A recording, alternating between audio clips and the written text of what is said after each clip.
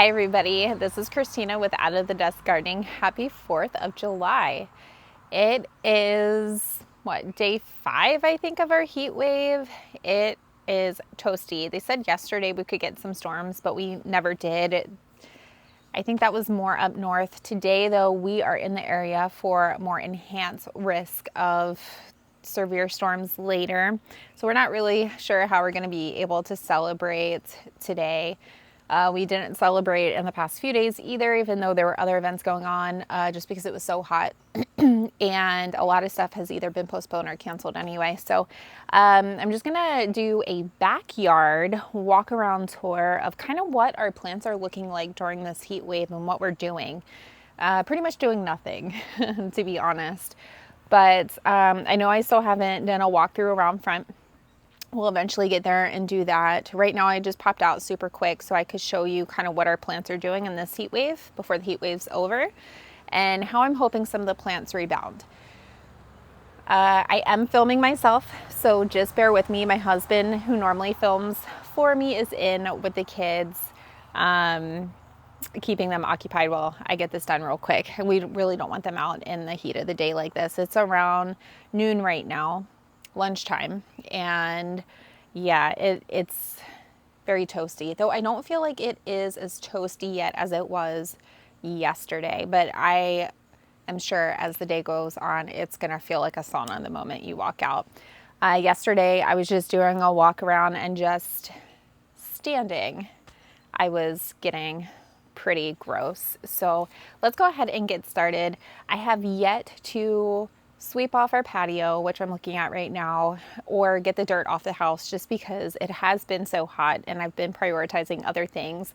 It is on my list to still do. I'm going to wait actually until a lot of this rain that's coming up passes by because I don't want to go sweep everything and get all the dirt off the house and everything for it to come again.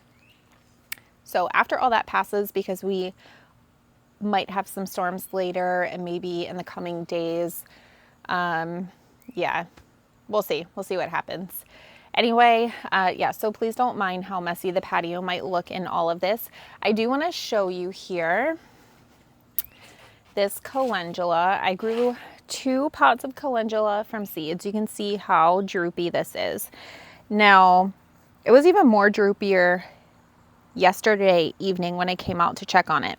You can see it does need deadheaded. I'm not deadheading in this heat because it's going to force the plant to put energy into callousing over, and that could also cause it to leak some fluids, and we just really want these plants to be able to survive the heat.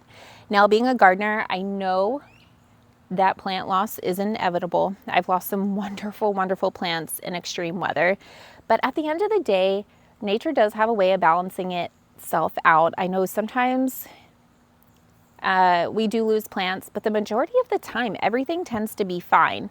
Now, once this heat wave passes, I will come through, I'll deadhead these, and I'll give them a good feed of fertilizer, and hopefully, just keep my fingers crossed that they rebound. If not, I'll find something else that goes in here, because these are just annuals. They're not gonna come back, I don't think, for me unless they reseed themselves in the pot. Now, the soil in here, even though these look droopy, the soil is moist. So I am not going to be watering these. Too much water is going to cause an issue. It can cause all kinds of fungus to grow and other diseases. And this is not a dry heat wave for us. This is not a dry heat wave. And sorry, I'm not very good at filming myself. Because it is, I'm gonna get back in the shade here, because it's not a dry heat, it is not causing a lot of the water to just evaporate, and a lot of the plants are actually retaining some water in the soil. And that's why I'm always advising you to make sure you do the finger test, because that's when you can overwater. A lot of people think, oh, my plant is drooping, let me give it some water, which is not always the case. So I have those 2 calendula plants that are droopy. I'll take you back over here. I have in here this lemongrass and the strawberries in the middle. Now, I don't think I'm gonna do the strawberries in the middle next year, or maybe not the lemongrass either or. I know the strawberry should overwinter. Maybe I'll pop something else in on the other side. I do tend to like the lemongrass on the patio because it does help repel mosquitoes. And I like that it grows up. And we have some odd wires. I don't know if you can see it over here. We have an odd wire coming out of our siding over here. We eventually want to pull that and plug that up. But as the lemongrass grows up, it kind of hides the wire, which is kind of an eyesore to me. So I like that it makes it hidden. The strawberries, they're doing okay with the lemongrass. They're doing really well in the heat wave, and the lemongrass is doing amazing in this heat wave.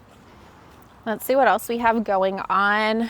I do have some like creeping items here. I think because our soil is just so bad that I believe this is called candy tuft. And then I have some creeping phlox, but I think because our soil is just not so great here, I need to add a little bit more in this area, but these are doing really well in the heat wave. They're pretty much in the shade most of the time anyway.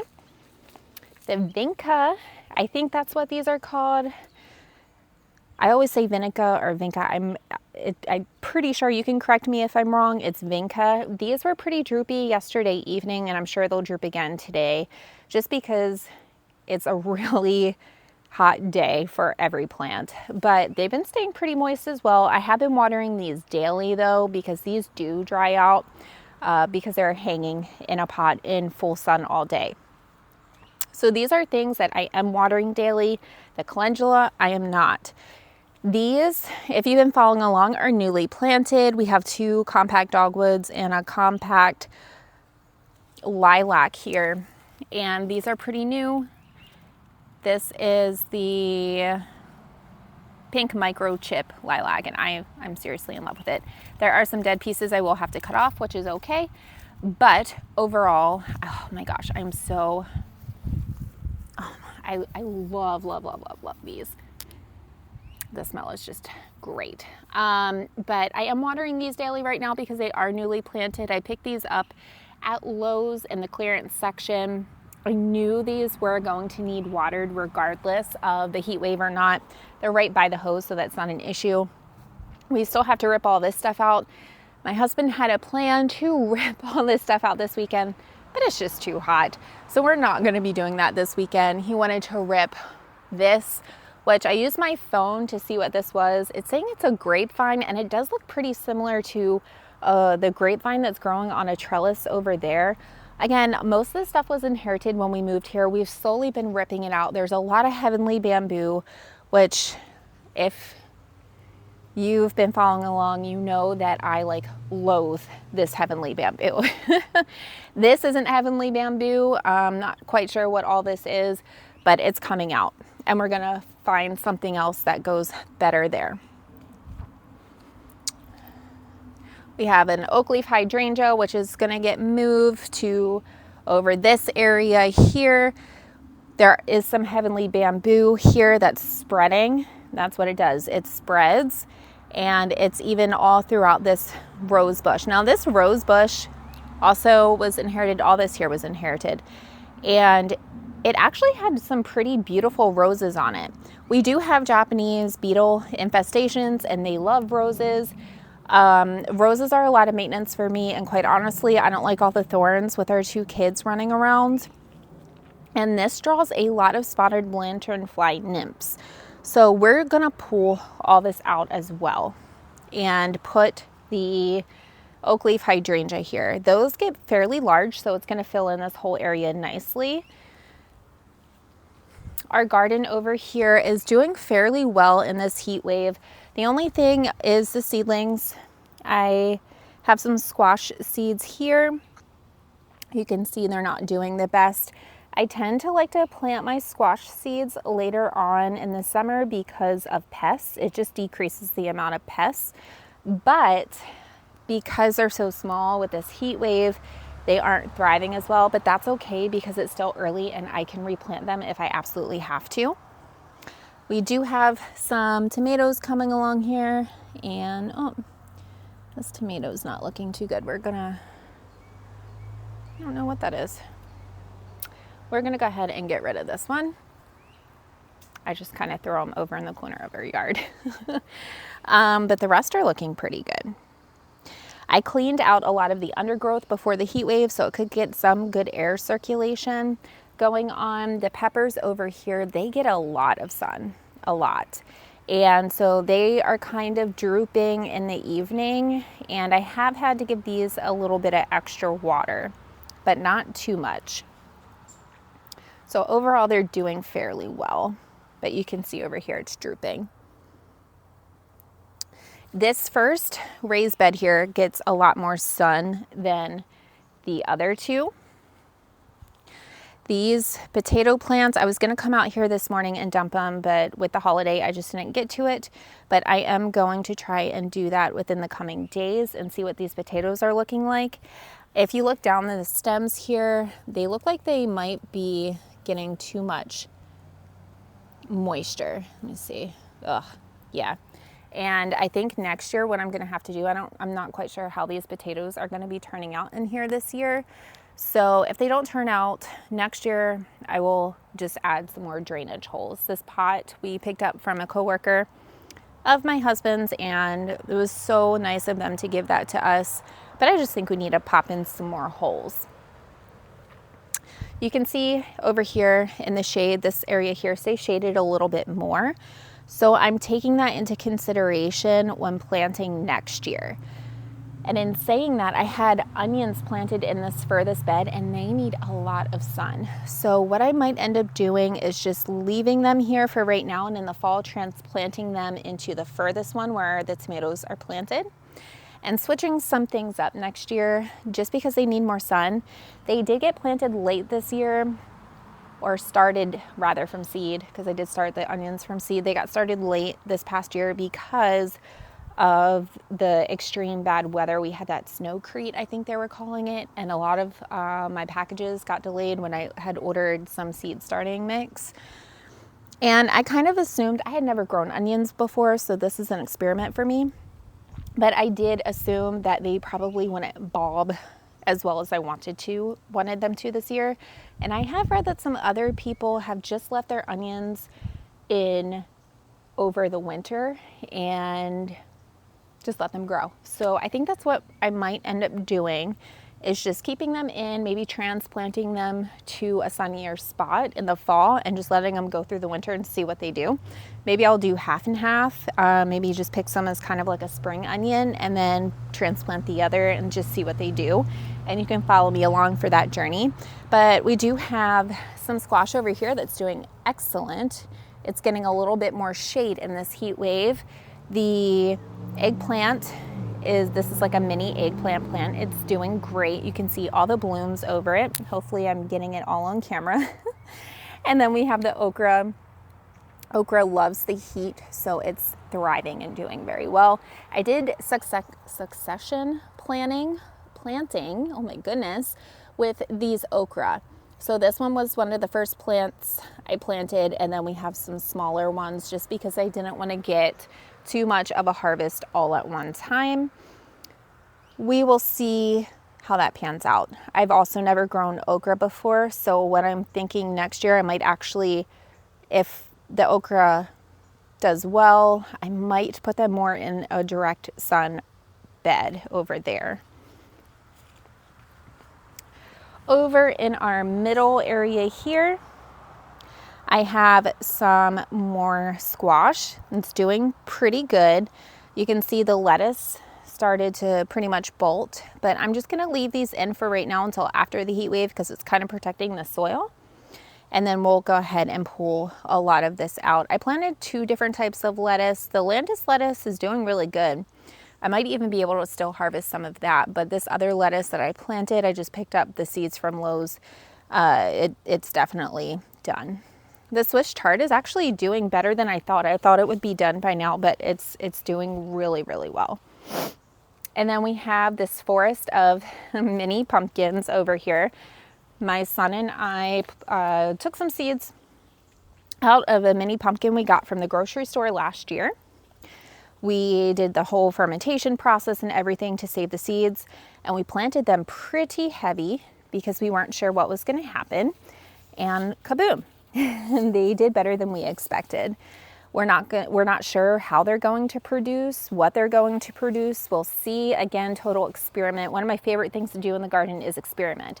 Sometimes things go right and sometimes they go very wrong. So we'll see how these turn out. But behind them, we planted some backup mini pumpkins just in case. And then because this bed here gets a little bit different of amount of sun, the peppers are doing a little bit better. They are slightly droopy, but that's okay. Again, we expect that here, but they are doing amazing. I do need to get out here and stake up these. Right now I have these baskets kind of bracing it up until I can get out here and finish staking those up. So that's the vegetable garden. I just have a couple herbs in here. They're doing pretty well. I did have dill planted up top, but that was a fail. I think they just dried out too much up here. So if I do dill again, I will not be doing dill out here.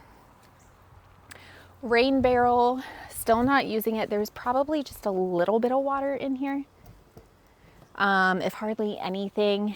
And again, I'm just, oh, well, that's not good. It's leaking. Maybe that's why we don't have any. Well, I've been trying to save this water. I should have checked my nozzle. I've been trying to save this water in case we do end up in a drought situation. But that's disappointing to see that the spigot wasn't shut all the way. So I think hopefully in the coming days, if we do get rain or storms, that does get some water in it, and I'll just go ahead and save that.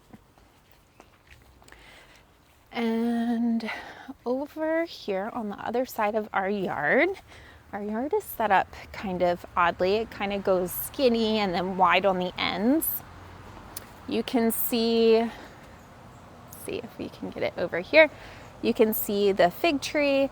This guy was super small. I got it on clearance at Lowe's. I had one at our old house and it produced fruit the very first year. It like loved its life where it was, and I'm hoping this one does too. It's doing so well up there, but no fruit yet. I'm hoping it does. It's doing well in the heat wave, 0 droop, and I will be bringing that in the winter. I just have it up there on an old stump. I say stump, I don't know why. But yeah, we'll be bringing that in to overwinter it. I could probably put it on our porch and it might do okay. I just don't want to chance it, but it's in a fairly light pot that this year we'll be able to get it into the garage pretty easily to overwinter it. They really don't take that much work in the winter to take care of it. Now over here we do have, this is what I was talking about, this grapevine. It looks kind of similar to what's growing by the window, just not as shiny. And this does not get enough sun to produce enough fruit. So I will be pulling all this out eventually. We're going to redo the trellis work, and it's like half dead. It's half alive, half dead. I don't know. It's just a mess, and we're going to find something else to plant here that will work better with the amount of sun that's coming down. I wish we could do grapes or something else that produces a fruit, something that we could eat. I don't want anything invasive, so I'm gonna have to just really do my research on this one. And this is a lot of our oak leaves that you're seeing around our yard right now are transplanted from our front yard. I have pretty much pulled all the ones from out front and put them in our backyard, except for one on the side of the house. I thought they would look beautiful in the front of our house, but I didn't want the front of our house to look overgrown. So I transplanted these oak leaf hydrangeas probably in mid-spring, and they're doing really well for the most part. The one that was very large, which is common, the very large one is droopy. It's been having some issues here and there, but it will rebound. The larger the plant is, sometimes they take a little bit longer to rebound. Bigger root balls, it got a little bit, the bigger ones were a little bit more difficult to get out of the ground, so I did definitely hurt the root balls just a little bit. But rule of thumb, even if you are shopping for plants to plant in your yard, A lot of people want to go for the bigger ones. The bigger ones are more pricier, and I guess people think it in their head, the bigger, the better they are, the more established they are, which is not the case. So if you actually purchase the smaller ones, it will not only save you money, but they tend to take better to planting. They don't have to, they still have to adjust, but they adjust easier than the larger, well-established ones. So you can save yourself some money, get a smaller one, and in about a year or two, they're going to be as big as the other ones. They grow. So just something to think about. And if you are transplanting things from one area of your yard to the other, expect that if it is larger, it's going to have a little bit more of a difficult time adjusting to where you plant it, which is fine. But this one was smaller, and it is doing better with being transplanted. Now, we are going to have to fix this area here more, of course, and fix the soil. But as this grows up and grows big and fills in this area, it should hide some of these gaps and even some wires, which I have no idea what these wires are. My husband and I are going to have to look into all that. And it should just make it more beautiful and enhance the area. These I just kind of threw in here, these coral bells. They're not doing super well over here. We are probably just going to pull these up and plant them somewhere else eventually. That's probably not a this year thing, but they're living there. They're doing okay. Just not the best that they could do. This is another oak leaf hydrangea right here. This soil also needs tended to, as you can see, but this one's doing okay. This was one of the larger ones I did transplant, so it's doing okay. That's all I can say. It's going to take a little while for it to get better established, but it's doing all right. Oak leaf hydrangeas, you can see how beautiful and big this leaf is. These are going to turn a beautiful color in the fall. It's one thing that appealed to me with getting these was their regular lime whitish color that they get, and then later on they get that beautiful fall color, and who doesn't love all the fall colors? So that's doing okay. This one over here gets more sun, and it was the bigger of the 4 that I transplanted, 4 or 5. I think I've transplanted 5 actually. And this one is suffering from more droop. I think this was the largest one. And of course it does get more sun. You can see it's getting crispy. But the other new growth on it is looking really well. It'll eventually adjust to this area, get enough water. I am diligently checking these through the heat wave to make sure they are getting enough water, and they'll be doing just fine. And then we have our zinnias back here. Literally just threw these in a pot just to see what they would do. I've been pinching them back a little bit here and there so they kind of spread out more. They're kind of getting a little eaten by bugs. I'm not honestly worried about these. These were just kind of like a free seed that I got, and I just threw in a pot with whatever extra soil I had left. And that's pretty much it for the backyard update during the heat wave. The front yard stuff is still doing pretty good. I have a lot of stuff planted out there that doesn't need a lot of heavy watering. I do have petunias that are getting some water here and there that are in a pot by our fence, but they're just doing spectacular.